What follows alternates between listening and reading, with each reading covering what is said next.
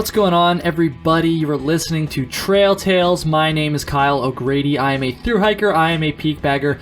I am a huge hiking nerd, and every single week on this show, I chat with another thru hiker, another peak bagger, and another hiking nerd about their experiences on the trail. And folks, this is a big episode. If you listen to this show on the regular, there is about a 99.99% chance that you know who this week's guest is. I ran the numbers, I promise.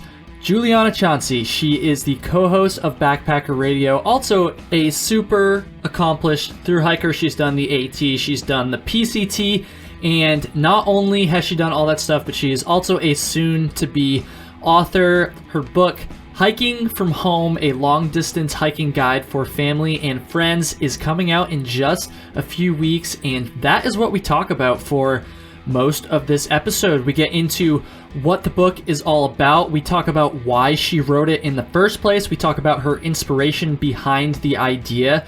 And I gotta say, if you are going to be doing a long-distance hike in the future, this book is going to be a must read for your friends and family back home. So it was honestly so cool to talk about it. It was so cool to talk to Chauncey. I mean, come on, she's kind of a legend. Backpacker Radio is like probably the biggest hiking podcast out there right now. So it was just so awesome, and I'm so thankful she was down to come on the show. Her first podcast, by the way, besides Backpacker Radio, obviously. So yeah, Chauncey, when you hear this, thank you so much. I'm so excited for you. I am so excited to see the reaction to this book.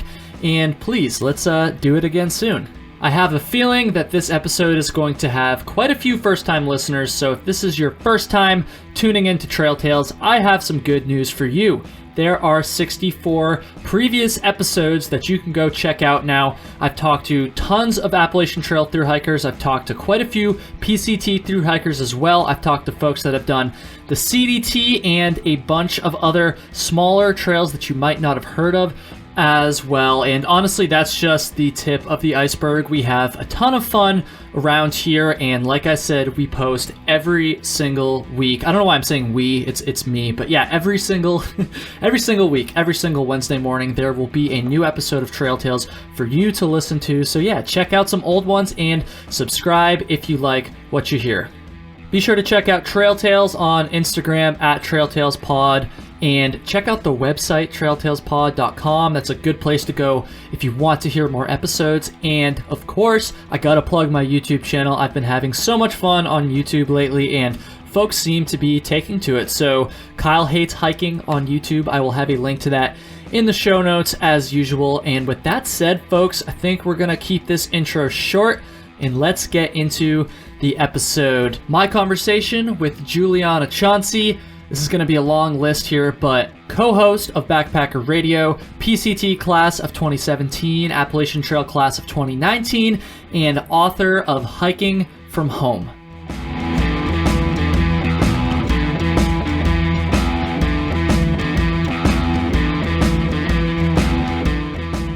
Juliana Chauncey, what's going on? Hi, how's it going? This is really, really cool. This is like, I don't know, I've had a couple other like podcasters on the show before, but I feel like Backpacker Radio is at like the top of the game. So this is, I'm very excited to do this. I'm super thankful for you taking the time today. And obviously, you've done a ton of stuff on the trail and have this book coming out soon. So we are going to have plenty to talk about. So why don't we just start? I'm sure most people listening probably know who you are already and probably know what you've done, but just for those who might not, why don't you go ahead and just kind of introduce yourself and tell everybody what you've hiked. Okay. Yeah, my name's Juliana Chauncey. My trail name is Chauncey. Not very creative, but I hiked the Pacific Crest Trail in 2017 and didn't do the Sierra portion of it because of the snowpack. Wanted to go back to it in 2018, so I started doing the Colorado Trail on weekends to prepare for that. So I got through almost all of the Colorado Trail on weekends in 2018 while I was working. And the day before my flight to the Sierra was supposed to leave, that big section for forest fires closed. So I ended up having to cancel the trip. 2019 ended up doing the Appalachian Trail and came back and did another stretch of the Colorado Trail, just, to continue the section hike of that. And then in the fall, I did the Trans-Catalina Trail. And so far, nothing concrete planned for this summer. I'm going to try to take a few weeks off in August again to attempt the Sierra, permitting that the fires don't happen again. But I've got a buddy from the AT here who's going to try to do that with me. Nice. So that's the upcoming lack of plans for the year. But if I can get there, that's exciting. Hopefully you won't have any more bad luck in terms of that. It's like I'm East Coast, like pretty much all the way, so forest fires are like a foreign concept to me. I guess the South does get fires sometimes, but certainly up where I live in the Northeast, like that. I mean, I'm sure it's happened at some point, but for the most part, don't have to worry about that. So that would be pretty frustrating. I don't know. We're going to talk about the book and stuff in just a second, but I've always wondered for folks who were on the PCT or even the CDT that had to skip sections because of things like completely out of their control, like forest fires, like I've always just wondered what that's like. I mean, obviously you don't want to do it, but was it just like I don't know. Can you just talk about that a little bit? Because I was like, I don't like to call myself a purist because that like has like a bad vibe attached to it. But like I was very much like in the camp of wanting to hit every single mile on the AT. So I feel like that would have frustrated me a lot, Well, it's funny thinking about it after doing the AT, because I think if I did the PCT as my second hike, I would have been a lot more hard-headed about flipping past the Sierra. I mean, in retrospect, I still think it was the right choice, and I still probably would have made the same. But the thing about it, after I skipped, was that our group ended up being just ahead of the forest fires because we got there early. So when we got to Etna, we started seeing the smoke columns from fires that were forming. And we got to Sead Valley, the next town. We started hearing about closures behind us. And once that happened, our original plan was to go back to the Sierra when we got to the end of California. So the plan was to finish California, go back down to the Sierra, and then once the state of California is done, keep going north. And once the forest fires started closing things, it changes any plans you might have had for yourself. So we knew that things behind us were closing, and it was the decision of if we risk going down there, we might not be able to come back up here. Right. And so what we just did was you start hiking, and you can't really afford to take breaks or take days off the way you could in the rest of the hike. So we were always a day or two ahead of the closures. And what that meant was, we didn't take a single 0 day in Oregon or Washington, apart from going down to trail days for a weekend. And then we took 1 0 day in Washington because 2 of the guys in our group had a birthday on the same day.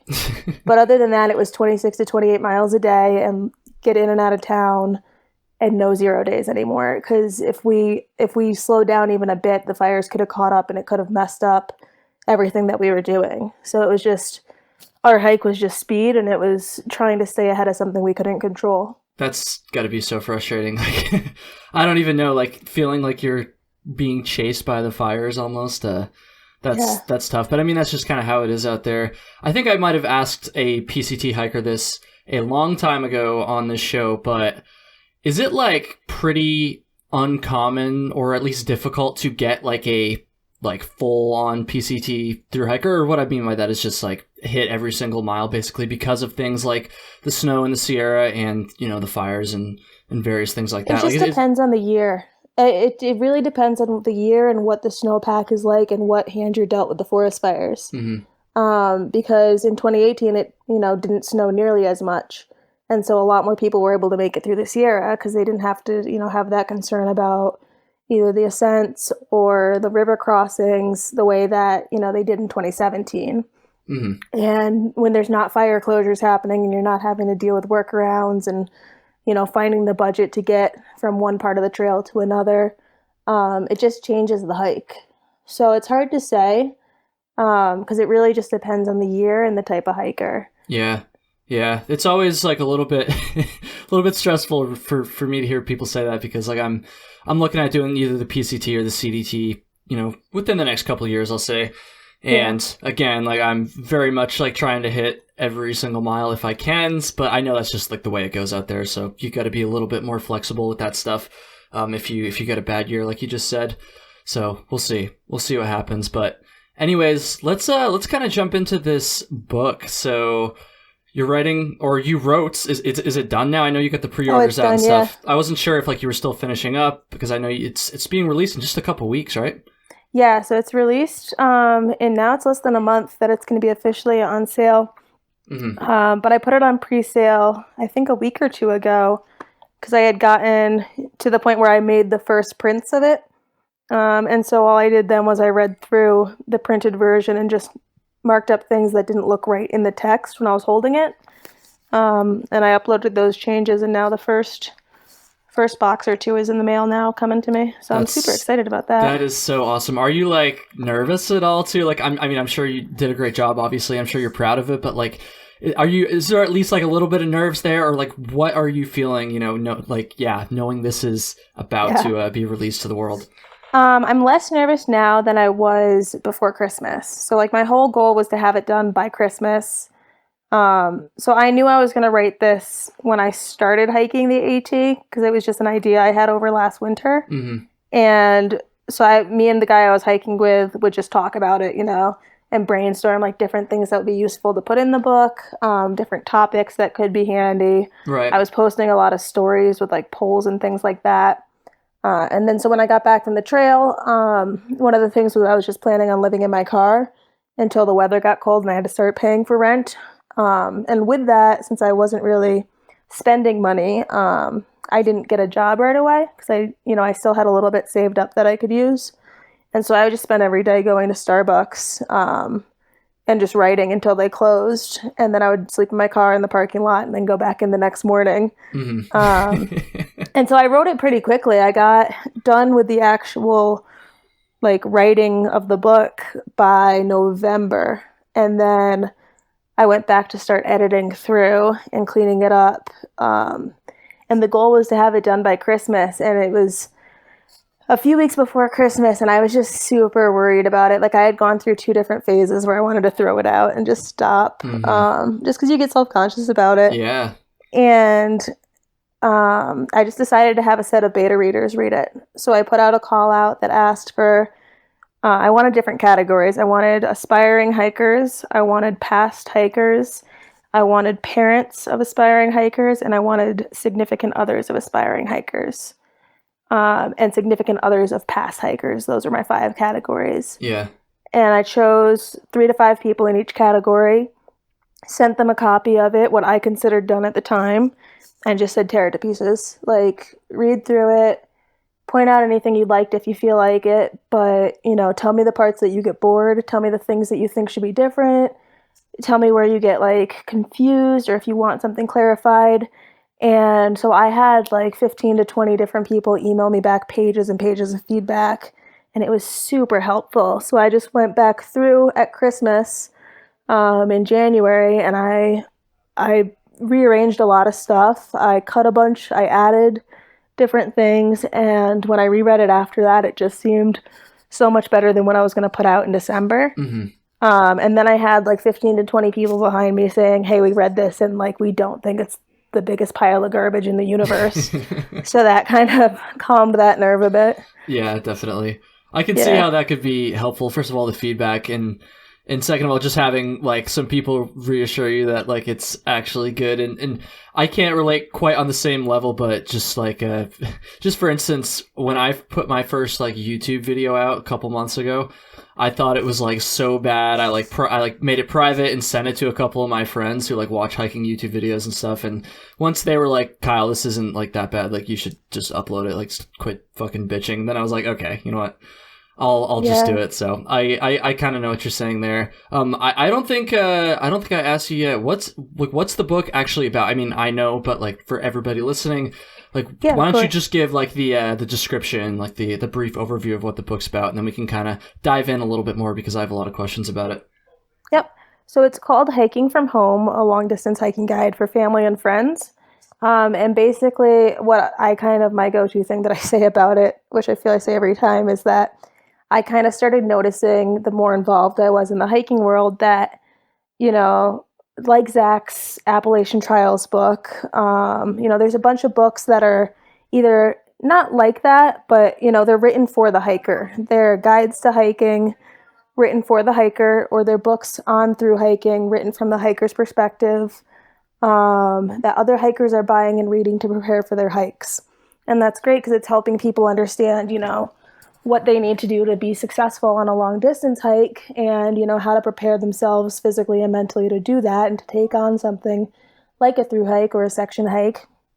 But then what I noticed, especially like going to trail days on the Appalachian Trail and talking to everyone that was coming to the trek tent and just meeting a lot of the family and friends of hikers between trail days and this one talk I did in Pennsylvania when I was hiking, was that a lot of people who are the parents and the family members and the friends and the significant others of hikers really wanted to understand what long distance hiking was like. Mm-hmm. And part of the main fears and concerns they were having for their hikers was something that stemmed from them just not understanding how thru hiking works. Yep. Like, they don't understand how a person can get from Mexico to Canada, how they feed themselves the whole way, how do they get water, how do they know where to go, how don't they get eaten by a bear, like all types of concerns that are just because you don't really understand what it is. Mm-hmm.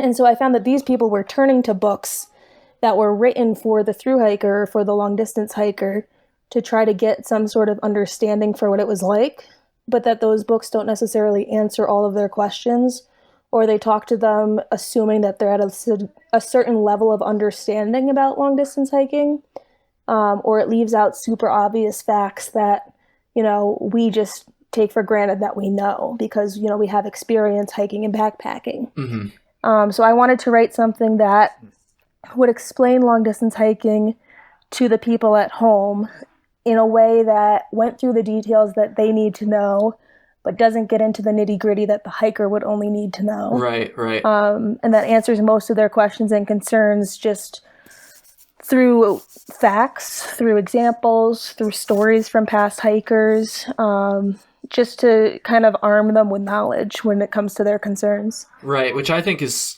so awesome. And I'm honestly like very curious about the inspiration for the idea. So when I was kind of coming up with these questions earlier, I was initially thinking, okay, maybe this was something that kind of stemmed off of her experience communicating with friends and family back home, during her thru hike, or maybe it was kind of, I think, what you alluded to a second ago, just understanding other hikers, I guess. Yeah, like you said about the trek tent at trail days and stuff, because obviously you're very involved in this community and you interact with folks a lot. So yeah, would you say that the inspiration for the idea was more based off of your personal experiences or just experiences that you kind of saw unfolding around you from various hikers?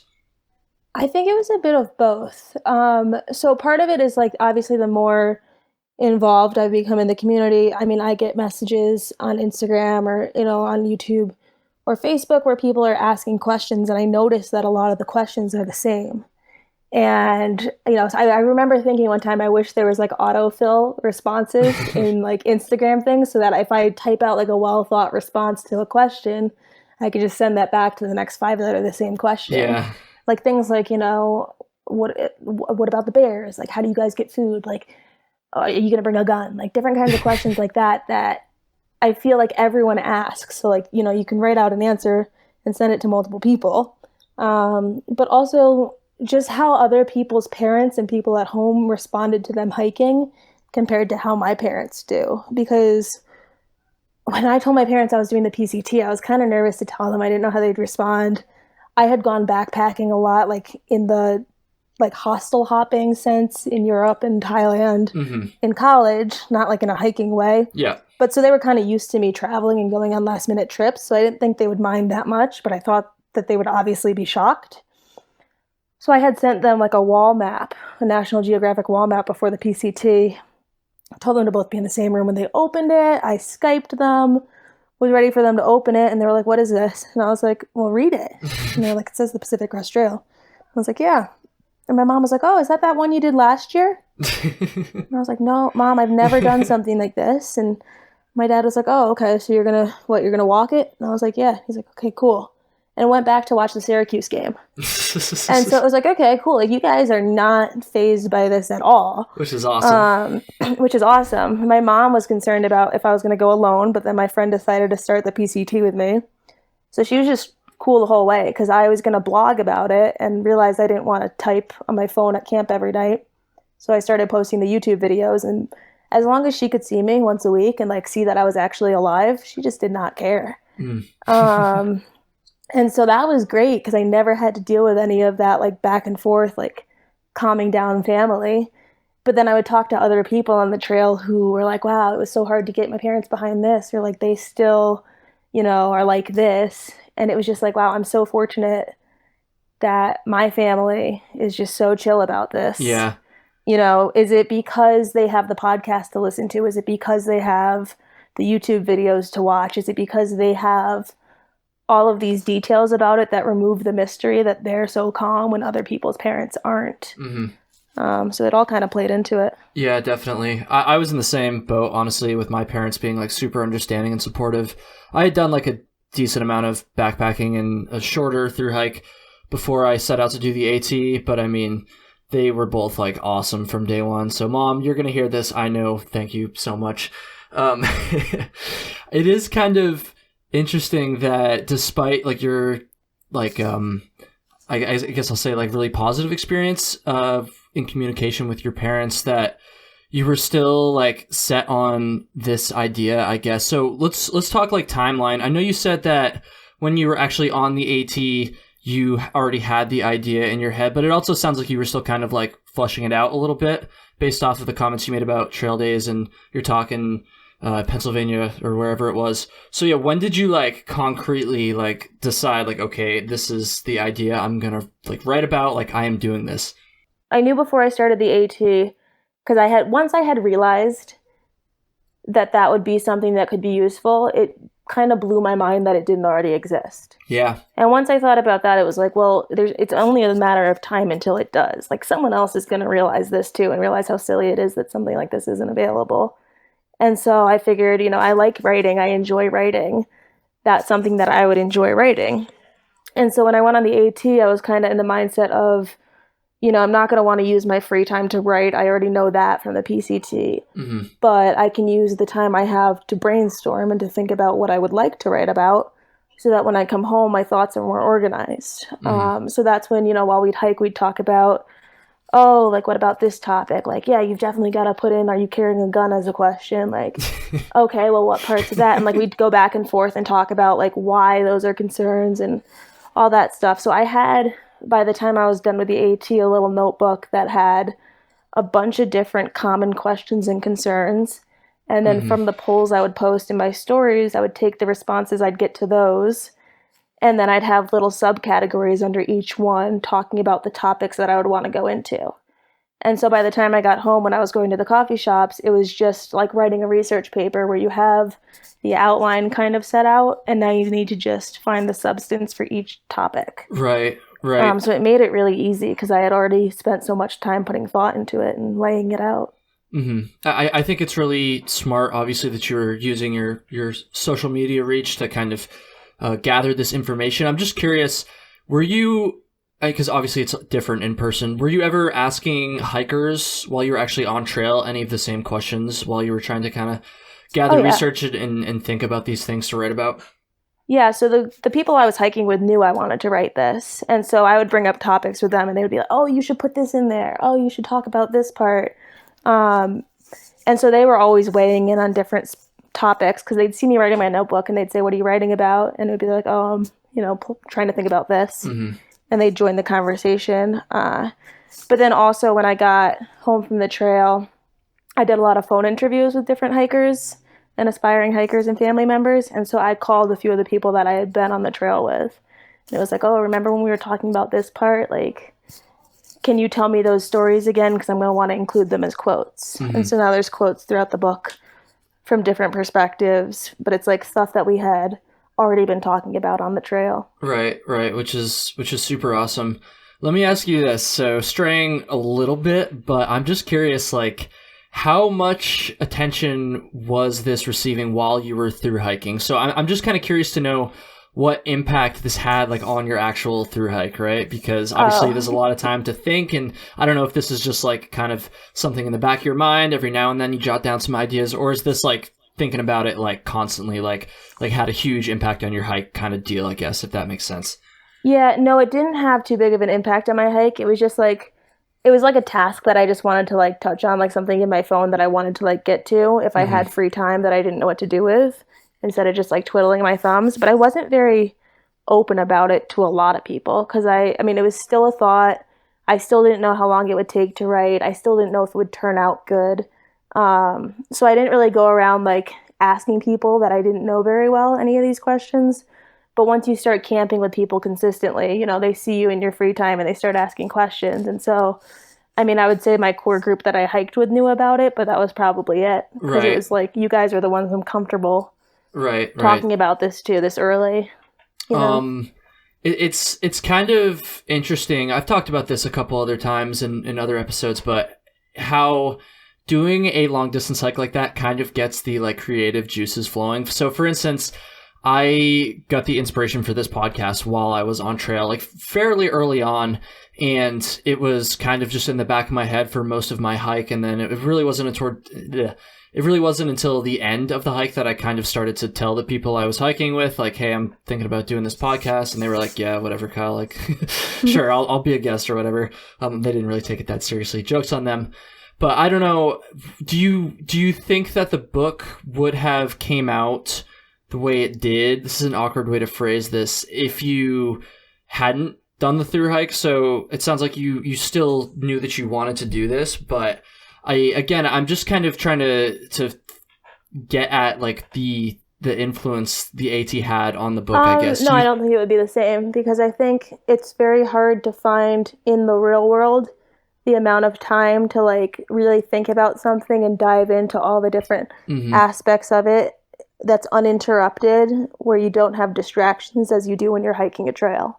Because I mean, there'd be times where I'd have my headphones in walking by myself, where I could think about a topic that I was interested in, and then I could have conversations with myself about it.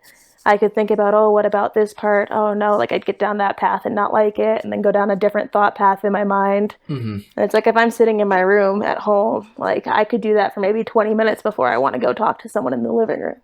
Right. You know, you just don't have the amount of time to dedicate to it unless you're forced to spend that time not doing anything regardless, apart from walking. Yeah, honestly, I wonder if Zach had the same experience writing his book. I'd like to have him on the show at some point as well. So if you want to throw in a good word for me, but yeah, he's in Mexico now. Is he really? Guy. Oh, yeah, damn. He's just having the time of his life.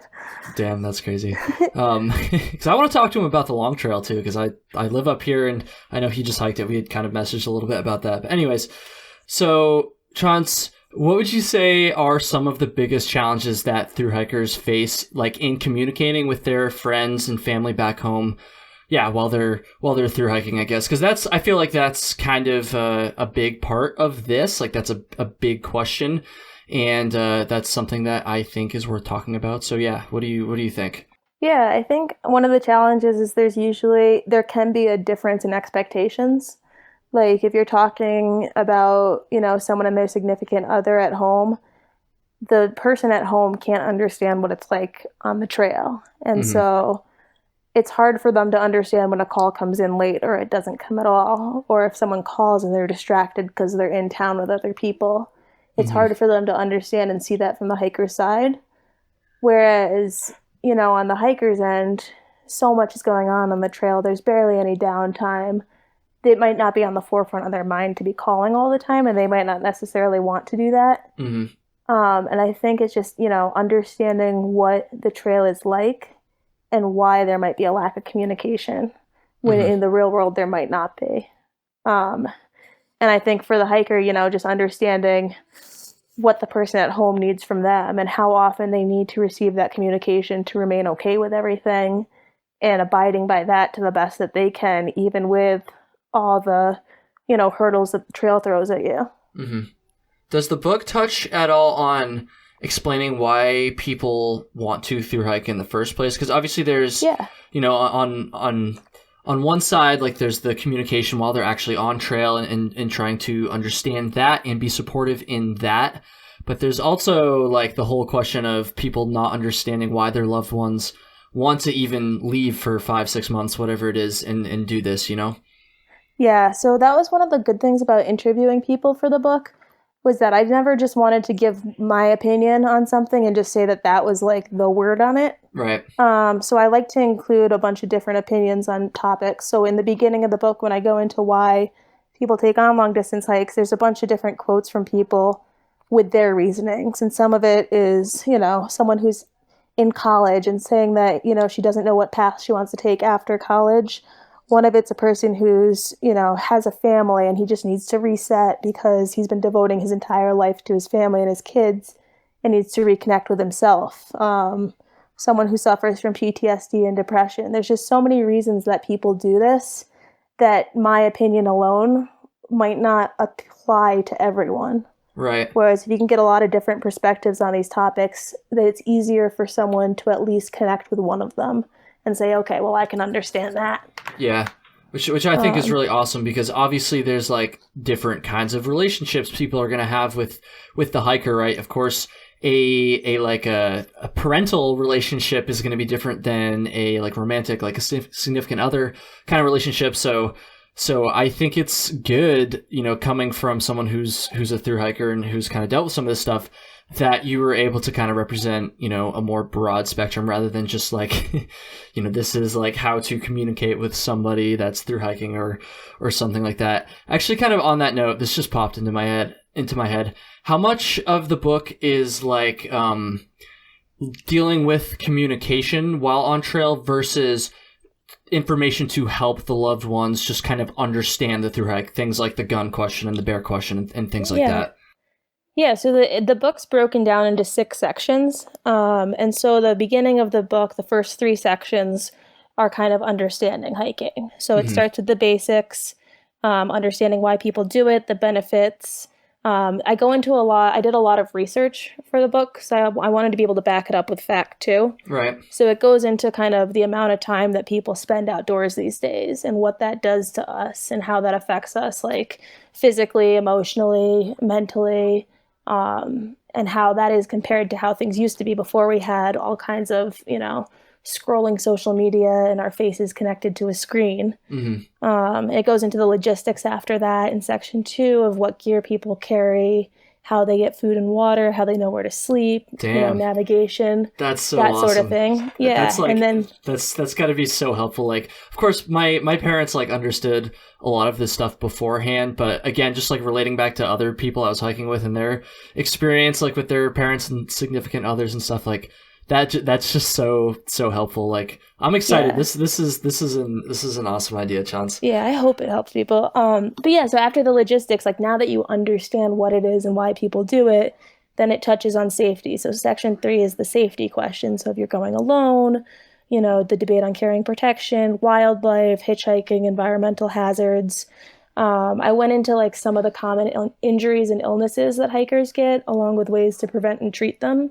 So that if anyone's at home and, you know, their hiker calls and they're like, oh, my foot really hurts, like I've tried this and this, like, but I keep having this pain here, you know, they have the knowledge to be able to say, oh, that sounds like this is what you should do to treat it. So they feel useful in their hikers hike because they can be that resource for them. See, that's I'm glad you just said that too, because just from my own experience, I feel like involving the loved ones back home in the thru hike some sort of way, whether that be just something as small as them like relaying some information or sending you some gear or something like that, it is like so important in getting like their support. So I'm glad you kind of just mentioned that thing about like the injury there, because having them involved like that is just so important in my opinion.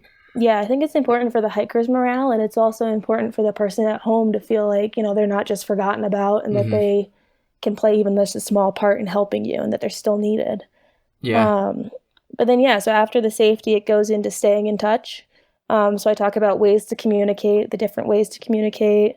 I touch on the 4 main satellite communication devices people are using and go through the pros and cons of each, because that's usually a gift that a family member gets a hiker. Not always, but a lot of times when I've asked people.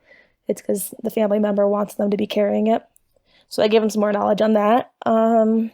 Planning a visit, designating your at-home coordinator, and then like who to contact if something goes wrong.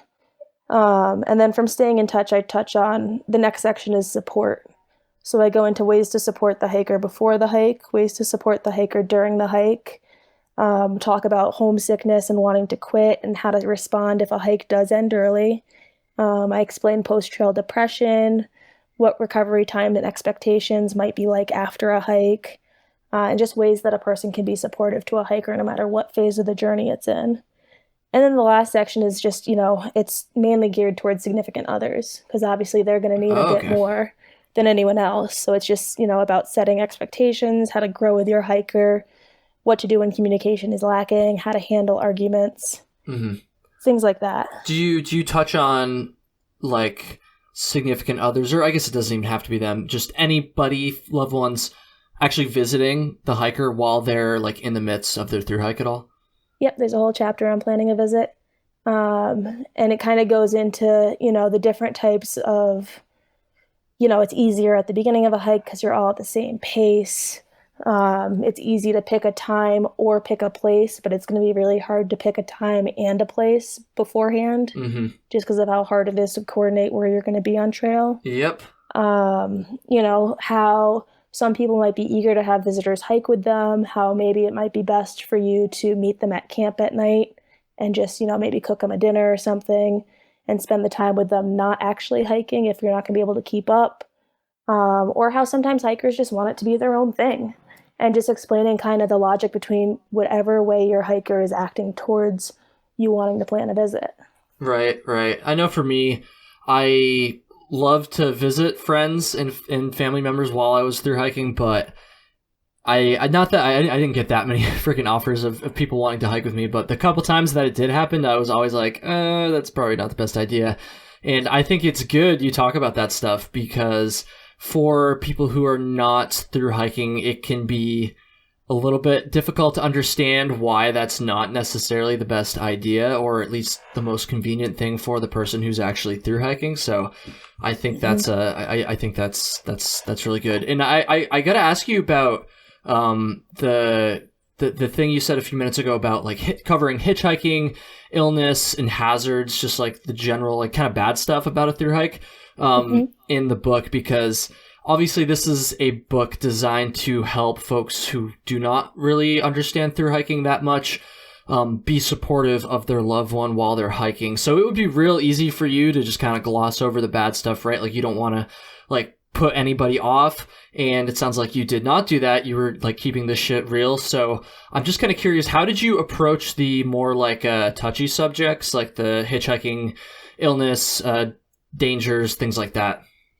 I mean, I think the thing is, like, I don't want to mislead the people at home either. Like, I don't want to write a book that tells them, hey, everything's going to be fine, and then something happens and it's not fine, and then it's like, well, you said it was rainbows, Yeah, like, right. But I feel like that's a fine line to walk, right? Between being real and not misleading people, and also not like painting the thru hike in a bad light, Yeah, I think the main thing I try to get across in each section is that, these like bad things can happen at any phase of life. It's not just on trail, but things can go wrong anywhere.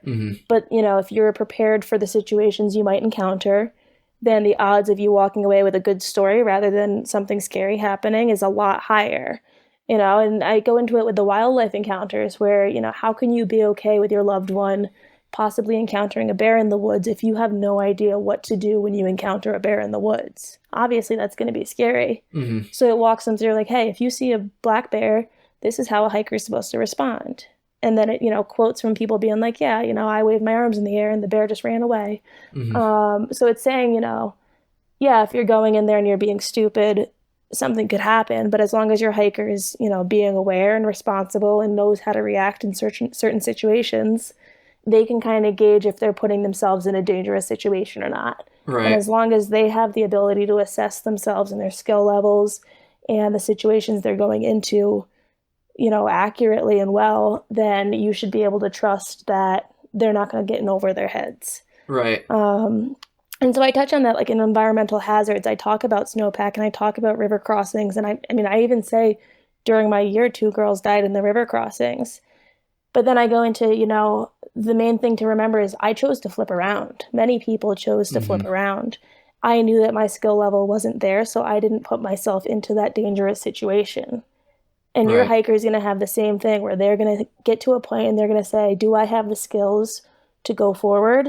And reassess their, abilities and say, no, I need to practice self-arresting more. Okay, I'm going to do that. Or no, I'm more comfortable flipping. But I feel like some parents don't even know that flipping exists or that it's okay or that people can do it. And so they think that, they're going to get there and they're going to have to get over that mountain. Otherwise, I don't know. They just have to do it. And the answer is you don't always have to do something. Right. So just kind of teaching them about what each thing is, how to approach it safely, and that their hiker always has a choice. I think that usually helps. Yeah, definitely. Because, you wouldn't be doing anybody any favors at all by kind of glossing over that stuff and just... Right. How about hitchhiking? So the reason I'm asking about this is because I made a YouTube video about this not very long ago, so it's kind of just fresh on my mind. I feel like, and maybe not, but at least for me, I feel like it would be easier to kind of calm someone's nerves about like a bear encounter, for instance, than it would be about like hitchhiking, because hitchhiking is just like, it's just fucking drilled into people that it's like super dangerous and that it should like never happen and all this stuff. And in my opinion, it's not nearly as dangerous as anybody or as everybody seems to think it is. But I don't know, like, how did you approach that topic specifically in the book? Like, what do you don't have to give away every single thing right now, obviously, but I'm just kind of curious to hear like the rundown on that subject. Yeah, so I kind of just went into, why people do it. So hitchhiking, like, it's often the most convenient way for us to get to town. If we don't hitchhike, sometimes it could be a full day of a road walk just to get to town from the trail. And that's a full day where you don't know the water sources. You could be walking on dangerous highways. It's not always the safest option to just not hitchhike. Public transportation isn't really an easy thing. But then explaining that, out of all the times I've hitchhiked, I only hitchhiked by myself one time, and that was by choice. And the idea that, your hiker never has to actually take one of these rides on their own. They have people around them that they can choose to go with if they want to, usually, unless they're on like the Continental Divide Trail solo, which probably wouldn't be a person's first hike. Yeah, so they'd probably be down with solo hitchhiking at that point. Right, so they'll have someone with them, and they can assess situations, and it even goes into, if you're uncomfortable accepting a ride, there's a million things you could say to not accept that ride. You could say that you're still waiting on your friend who hasn't turned up yet, and you're going to have to wait for the next ride. Oh, is this, this road to this town? No, it's not. Oh, I must be at the wrong place. Sorry. Or, oh, I just realized I left my water filter back at that stream. I've got to run back and grab it. Like, you're never forced into one of these situations. But also that, who is it that picks us up? It's usually people that live in towns that know the trail is there, that wait, for summer to come because they like helping hikers. It's not usually some random guy you'd find on a highway in the middle of Kansas. That's not the same people. And just explaining, the type of people that pick you up, the type of scenarios that happen, just all of that with quotes throughout from different people saying their experiences that reinforce that is the case is just, I think that helps. And then, always the idea of no one is forcing your hiker into a car. Right. Like that's not, they don't have to accept that ride. If someone shows up to pick them up and they're drunk, you don't have to accept the ride. Of course. You just gotta do a look over before.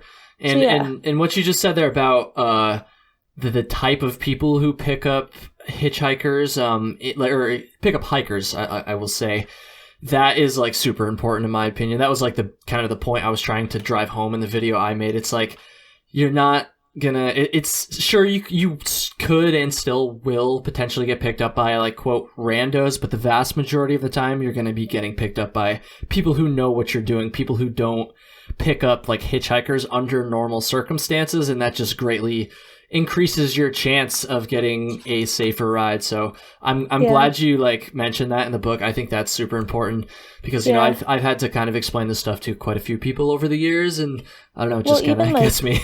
Yeah, that even with hitchhiking, like trust is needed on both sides. Like we're not necessarily the picture perfect image Yeah. of someone you'd want to pick up. Like we look like trash. We are covered in dirt or our hair is a mess. Like we don't necessarily look that appealing. Hmm. So there's got to be a certain level of trust on their end to let us even into their cars. Hmm. And so it's like when you're both in that situation where you just have to like trust each other and like trust your instincts, it's a bit different. Yeah, definitely.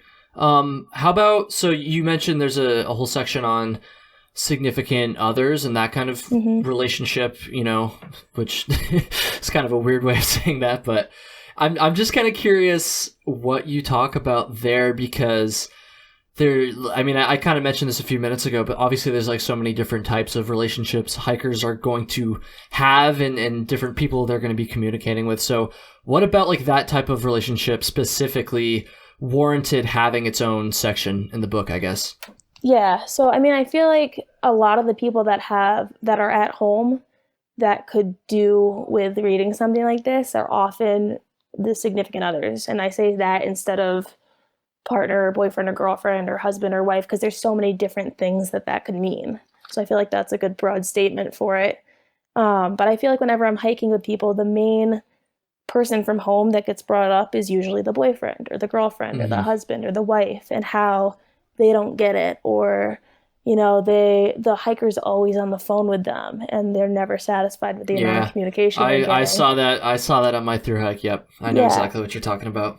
And so it just, I feel like, especially being someone's boyfriend or girlfriend, I'll say, because I'm not married, but if you're someone's boyfriend or girlfriend, which seems more realistic to me at this point, it's harder to understand when they're like, oh, I couldn't call you because I was busy. Like, you start to think of it as them just not wanting to, and Yeah. like, oh, they just don't feel like it, rather than, oh, what they're saying makes actual sense. And when a third party tells you, hey, this is why it's this way, it's easier to listen to that third party than it is to just trust the other person and what they're telling you. Hmm.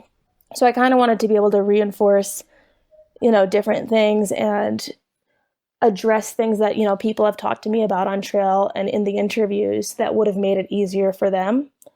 Because I mean, the trail will end relationships if you don't communicate well and if you have different expectations for each other and if your relationship isn't in a good spot before it. And the Hmm. main fear stems from it ending. So it's like, how do we prevent this? Yeah. So I did a lot of interviewing for this section since I wanted to get perspectives and opinions and stories that would apply to people in this circumstance. And I also read a lot of books. So I read a book on silent agreements between people, a book on relationships, the 5 love languages, all types of different communication books, handling arguments books, and books on relationships to try to find pieces that would apply in hiking. And so it starts off with like a section on, it's going to be okay. And it explains, what they're doing and how it doesn't have to necessarily break the relationship. Hmm. And then it goes into setting expectations before the trail and making sure that your relationship is in a good place and that you're on the same page and you don't have any silent agreements that are like, oh, well, they're going to call me every day because that's just what I expect them to do. Like Uh-huh. you're going to bring up, hey, I expect 2 calls a week. And that person knows, okay, I'm going to be calling you twice a week. And then addressing any worries or concerns you might have beforehand, learning each other's love languages so you can understand ways to make them feel like they're still loved, even with the distance, in a way that they receive love. Hmm. And then it goes into, how to grow with your hiker, mainly how to be there for them and support them and how to make sure that you're doing things while you're at home that ensure that you're growing too. Because if your hiker's growing on the trail and you're remaining stagnant at home, you're not going to grow and they are, and you're going to come back in different places. Hmm. So to make sure that you're growing yourself too and not just waiting for your other half to get home. And then it goes into, when communication is lacking. So reasons that the communication might be lacking or why this might be happening, how to respond, how to request more if you need more, how to see it from their side. There's a really good book that I read called We Need to Talk, How to Have Conversations That Matter. And that goes through like different tips on how to listen well or how to communicate how you're feeling without being aggressive or attacking, and saying things in a way that are easily received from the other person. Mm-hmm.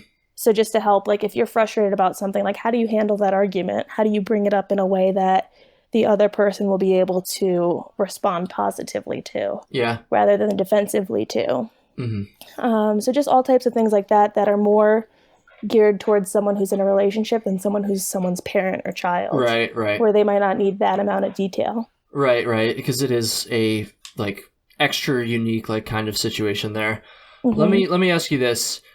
Some people would say, and I don't think that most people like us would say this, but some people would say that leaving your significant other behind and going for a thru hike like that could be a selfish move. So I'm kind of curious to hear, and again, I don't say that, but some people definitely would. I'm curious to hear your thoughts. I wrote that in a sentence. Okay. Yeah, people consider it selfish. So that's kind of where I was going there. I want to know your thoughts on that. And yeah, I was going to ask if you had addressed that in the book as well, which it sounds like you have. I do. I mean, yeah, to an extent it is selfish. And to an extent the hiker needs to remain selfish in order to stay in the mindset that they need to be in to complete a thru hike. Mm-hmm. And you need to be okay with that before your partner leaves. And you need to understand that. Otherwise, you're going to be on different expectations, and you're not going to, you're going to butt heads when they're on trail, because you're going to be expecting something that they're not going to be able to give you just because of the nature of what they're doing. Mm-hmm. But then it goes into how, something like that's a lot scarier for a relationship that's newer and has, you've only been dating the person for a year than it is for the people I've talked to who have been dating for decades and have been married for 30 or 40 years. Because you think about the percent of time that the person's on trail, and if you're in a 1-year relationship, they're going to be gone for what would have been half of the relationship. Mm-hmm. And that's a lot scarier than us, we're married for 40 years, you're gone for 6 months, like have a good time. Mm-hmm. And I feel like, for newer relationships like that, it's harder to express that, in something that is going to have longevity and be around for the long haul, there's going to be gives and takes. Mm-hmm. It's not just going to be, he's off hiking 24/7. It's going to be, hey, this is the trip that I've been planning my whole life. I've always wanted to do this. I really want to take it. And you're going to have something too that you want to do at some point. And in a relationship that's built to last, there's going to be gives and takes where both people feel like they're able to pursue their dreams and goals when they can. Mm-hmm. And if you're thinking about it in a shorter term, it's going to be harder to get behind that. But if you're thinking about it in the long term, then it's like, okay, I'm going to have my turn too at some point. Yeah. I mean, that's such a good way to look at it, I guess. And I was not in a relationship during my thru hike, and so I can't relate to this personally. But like I said a few minutes ago, I definitely saw people who were struggling with having their significant others understand this. And again, it's reasonable. That's reasonable. It's not easy, obviously, but I'm glad that there's going to be a resource out there that's going to talk about that, because it's important and it's really tough. And you had mentioned that having this stuff come from a third party is going to have a different impact as well, versus coming from the person who's on the hike, who has the interest of trying to convince their significant other that it's all going to be okay. So I think, whoa, my screen just died for a second there. Oh. I think that's just so awesome. Chaunce, yeah. I gotta ask, so I interviewed Darwin on the trail a few episodes ago, and we were talking about his Arizona trail film project, and when I was trying to come up with questions for that, I'm like, okay, he's producing this whole film, this whole documentary.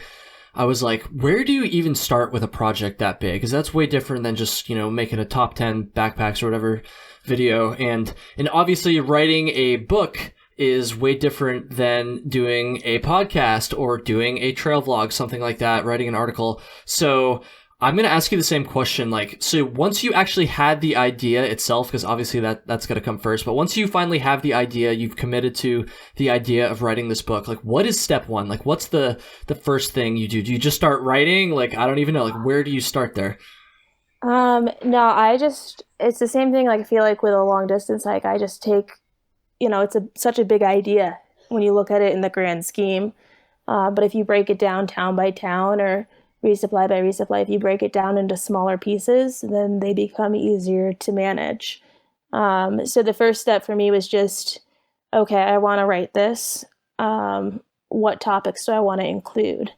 And then getting down a list of, I want all of this stuff to be in it, all of these topics. And then, okay, how do I categorize these in a way that makes sense? If these were all chapters, how would I categorize them? And that's how I got the different sections. And then some things don't, they don't have enough content to be their own chapter, but maybe they pair well with another topic. And then, okay, these few topics pair well together. What would be a category that they would fall under if I were to group them on a whole? And just kind of organizing organizing the table of contents, really, when you think about it. And then going through and saying, okay, in each one of these chapters, I want to touch on these things. And then once you have that skeleton and that grid, just diving into writing each part. And I mean, if I had a thought that was, this would be like a great sentence to include in this chapter, I had a notepad on my phone where I'd write down like thoughts or quotes or sentences that I thought I didn't want to forget. But there was nowhere to put them yet. So they were just in a notepad until they started applying to different sections, and then they would go in those notes. So with all this planning and being so thorough, covering so much stuff here, was there anything that you might not have included from the start that you realized once you were already like in the writing process that you needed to kind of like get in there, I guess, if that makes sense? Yeah, I mean, that's the good thing about writing a book, though, is that no one knows what chapters were the OG chapters, you know? Like, no one knows which chapter I added at the last minute, because I was like, oh, shoot, I should talk about this, too. But there's stuff that I didn't put in that I still think, might have had a place. Like, I had done all the research and laid out all the rough drafts for a chapter on health insurance and the different types of health insurance a hiker could get, how they go about getting the different kinds. But there's a point where you have to remember the audience. And for me, it was trying to make sure I always remembered that I'm writing this for the people at home, not for the hiker. Yeah. I mean, the hiker can read it too.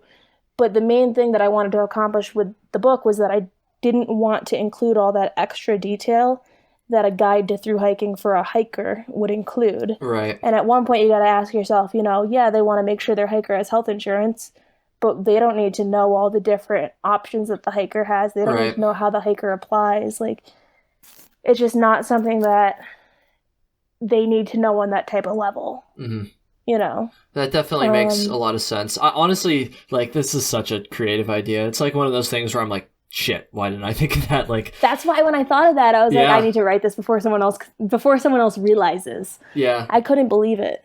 Because it's like, it's such a, like an involved idea, but it's like so important. And I don't know, it's getting the gears turning in my head a little bit. Like, okay, what other ideas like out this? Because I'm always looking for ideas for like videos and different stuff. So, Chauncey, I just think that's so awesome. And being able to kind of hear it from you firsthand like this is like getting me even more pumped on this. And I like I said, my family was like super supportive right from the start, but I almost wish this existed before, even just to give that extra bit of reassurance, Yeah, and it's kind of nice. I mean, it's nice for me to look at the final product because it's got my name on the title, but there are so many people in the acknowledgments that went into making it, because I'm not like a therapist or a doctor or an expert on certain things. So I would get to places like post-trail depression, and I put down the book for a month when I got to post-trail depression, because I wrote the part and I reread it and I was like, who am I to tell people about this? And,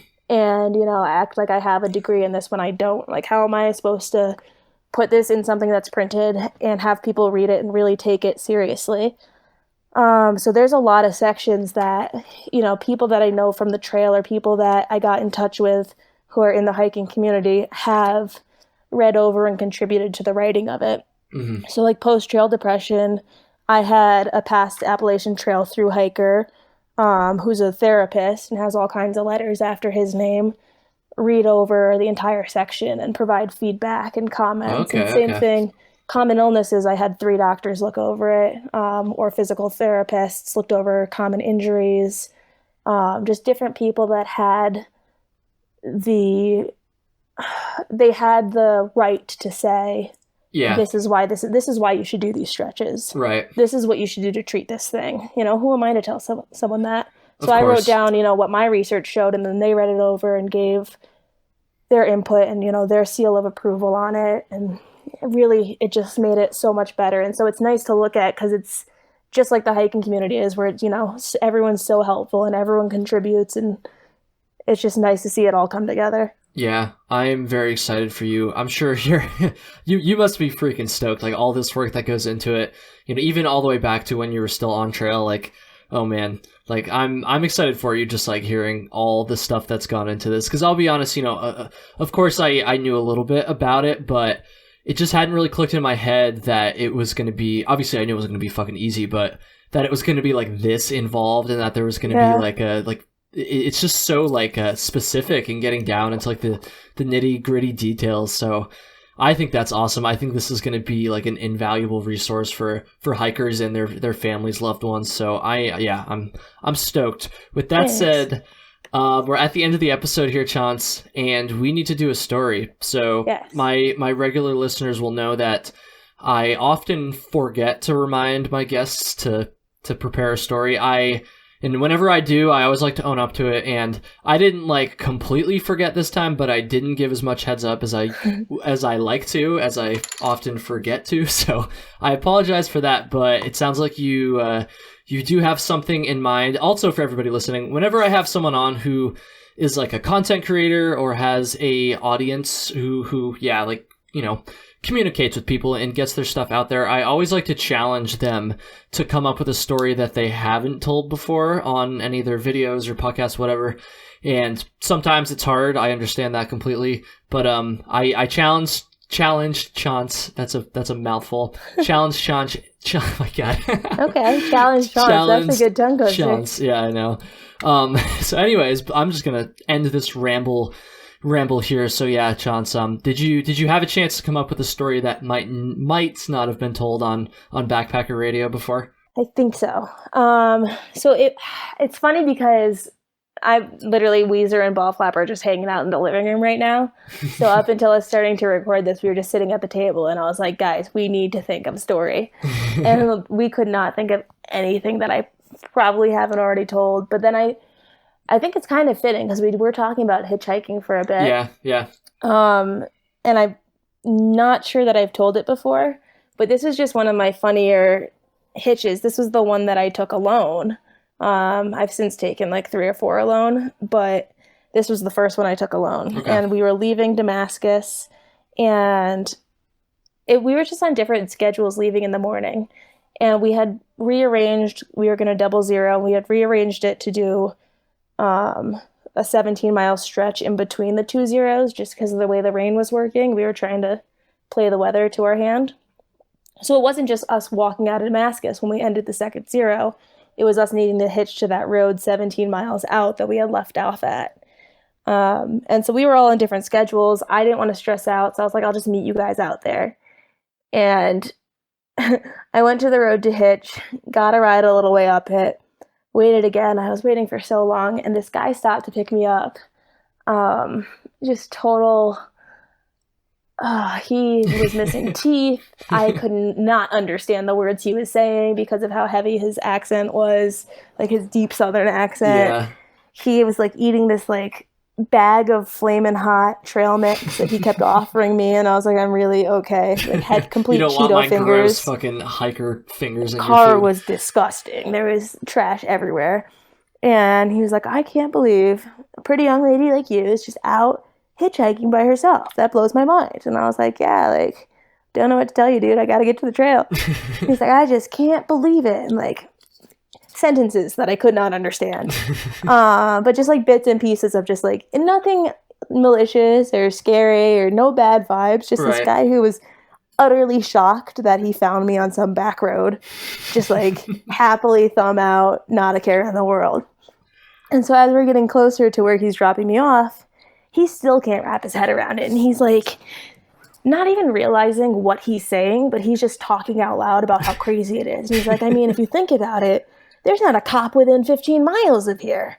Anything could happen, and there's no police officer that's going to hear it. Like, no one's going to know. Oh, geez. And I'm just like, I know, man. Like, we're almost there. Like watching the Google Maps on my phone. Right. And he's like, I can't believe you could scream and no one would hear you. And I'm like, I know. Like, holding my pepper spray in my pocket. And this guy just meant no harm. He was just shocked. And he was like, my friends will never believe this. And I was like, I bet they won't. And he was like, they're never, ever going to believe me when I tell them this.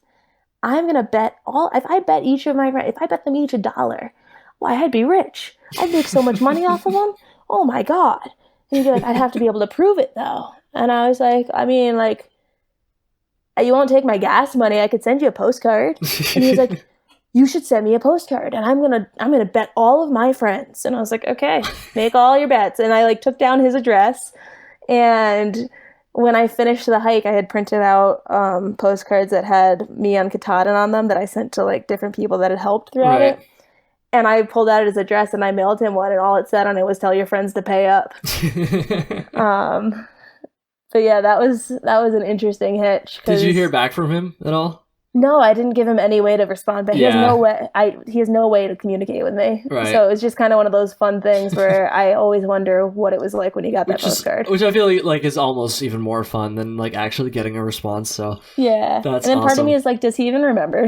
Like maybe he just right. He'll probably get. He's probably like, who is this? Must have gone to the wrong house. So good. Well, Chauncey, I think we're gonna kind of wrap it up here. This was so much fun again. Like, just thank you so much for doing this. I do have one more question though, if that's okay. Yeah.